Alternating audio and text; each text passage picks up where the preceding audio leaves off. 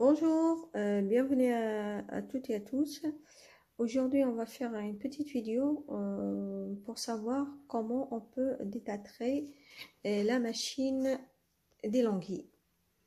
Comme vous voyez là, quand la machine commence à clignoter en orange comme ça, hein, il a un mécanisme à l'intérieur de la machine qui nous indique quand est-ce qu'il faut la détâtrer. Quand ça clignote comme ça veut dire qu'il faut qu'on fait le détâtrage. En général, c'est tous les 2 à 3 mois. Mais sachez que vous pouvez aussi faire un détâtrage préventif, ça veut dire tous les mois si vous voulez, avec du vinaigre blanc. Voilà, n'importe quel vinaigre blanc. Moi, j'ai ce détâtrant professionnel que j'achète en général tout le temps pour détâtrer ma machine. C'est la marque d'Elonghi aussi, mais sachez que n'importe quel détâtrant, vous pouvez l'utiliser. Sachez que la machine d'Elonghi, des fois ça se bloque. Ça veut dire quand vous faites votre café, ça sort pas et vous avez l'impression que c'est bloqué. Et même s'il n'y a pas le voyant, ça veut dire qu'il n'y a rien qui coule quand on met la buse du café, mais ça vient aussi du grain, du moulage de café.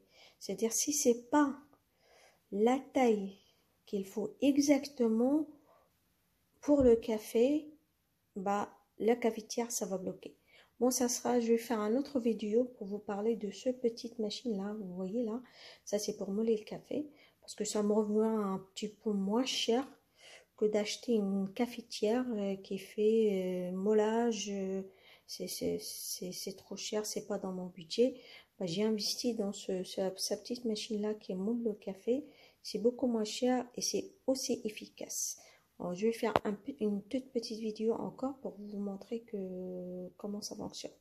Bon voilà, comme vous voyez, ça clignote orange. Là, on va commencer notre détâtrage. Bon, la première chose qu'on va faire, c'est qu'on va retirer le réservoir d'eau.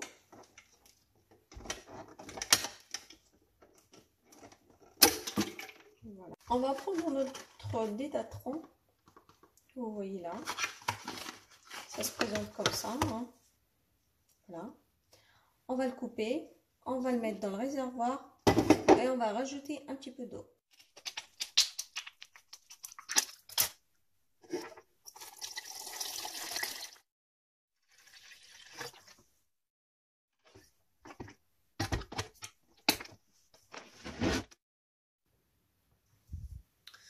Bon, maintenant qu'on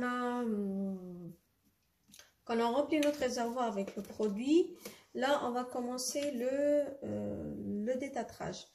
Bon, voilà, il faut attendre que le 2 clignotants de 2 tasses, une tasse, 2 tasses soit fixe.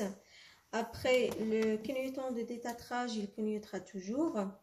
Là, on va mettre 2 grandes bols. Je ne sais pas si vous voyez sur la caméra ou pas. Voilà, la taille des bols. On va venir mettre un par là et un deuxième au niveau via la buse de vapeur. Attendez, on va voir ensemble. Voilà, comme ça. Bon, le voyant, ça clignote. On va attendre que ces deux-là soient, les deux voyants-là soient fixes. Après, on va venir appuyer là. 10 secondes. 1, 2, 3, 4, 5, 6, 7, 8, 9, 10. Puis après, on tourne le bouton, celle-là, sur la position haut. Vous voyez, il y a vapeur et eau. On la met sur la position haut. Puis, on revient et on appuie sur le bouton vapeur. Et le détâtrage va commencer.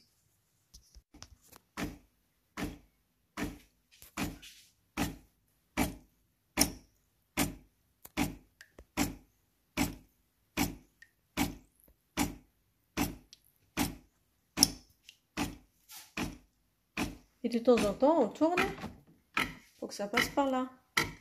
Vous voyez le bruit que ça fait là? Elle est partie pour le détatrage et on alterne. Hein.